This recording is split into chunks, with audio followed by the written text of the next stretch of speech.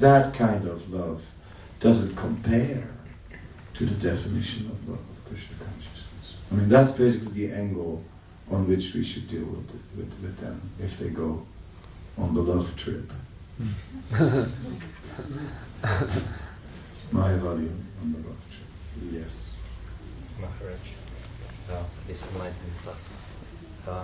Just one question about whether this fire is authorized towards my body. So in a way I'm acting as this disciple, which you talked about at the beginning of the class. The world outside is already full of anger, and whether it's possible or not to eliminate it with another fire. Yeah, I mean, Srila Prabhupada pointed out, yes. Yes. In that program in Madras, Srila Prabhupada exactly made that point. Yes, there's nothing wrong with anger. Anger has its place. But the anger of the Vaishnava is not anger born from the mode of ignorance, and now it's enough! And it's out of control, and it bursts out, and we can... No, the anger of the Vaishnava is transcendental. So the Vaishnava may be very angry, but like Prabhupada, sometimes when he would get angry, his upper lip would start to tremble, and then everyone would, oops, oops, and then they knew, don't say anything back, because whatever you say will make it worse, whatever. Yeah, so just stand there and tolerate.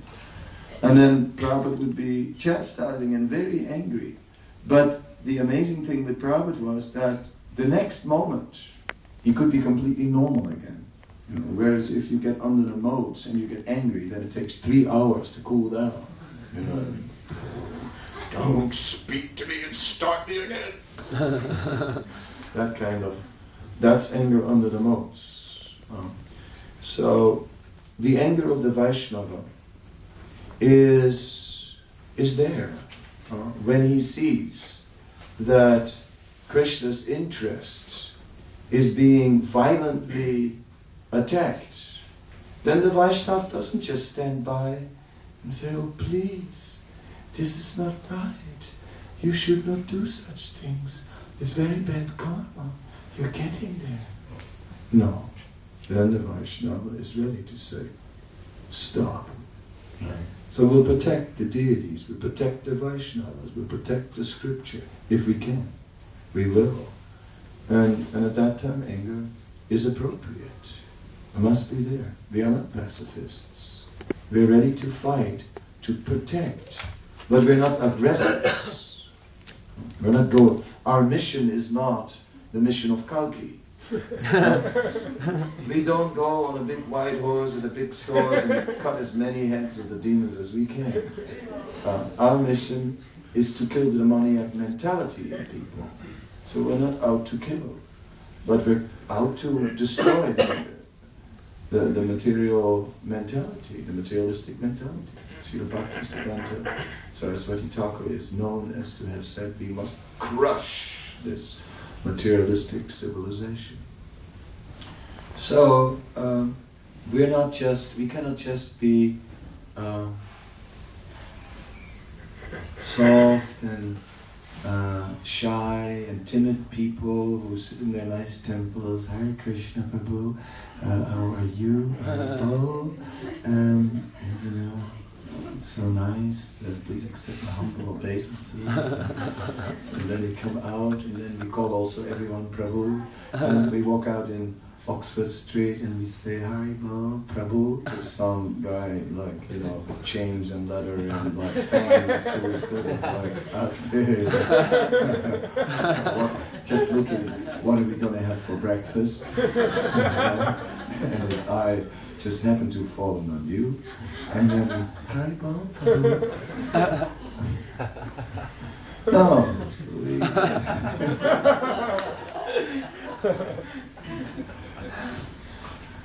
he just put a book in his stomach and say, are you hungry? Great, have this.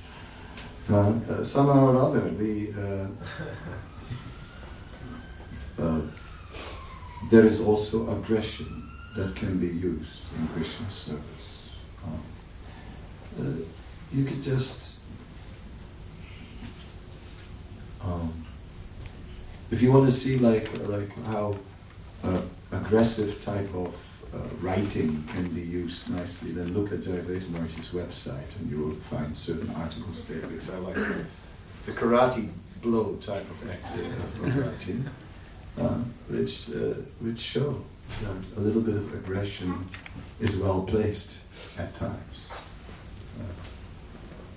Yes.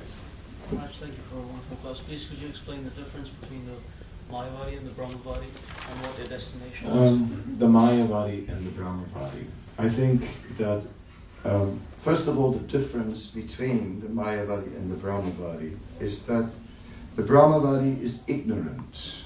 Somehow or other, by wrong association and by having become conditioned and covered over, he has no knowledge of the Supreme Personality of Godhead, and all that he knows is Brahman, as the truth.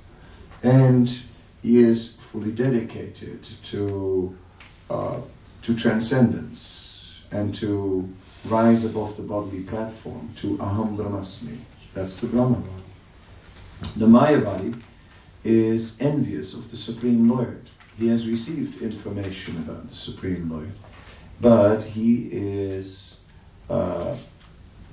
systematically denying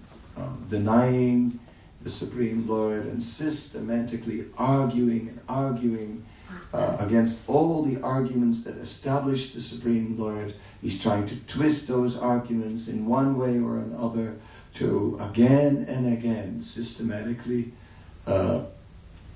argue or deny the existence of the Supreme Lord.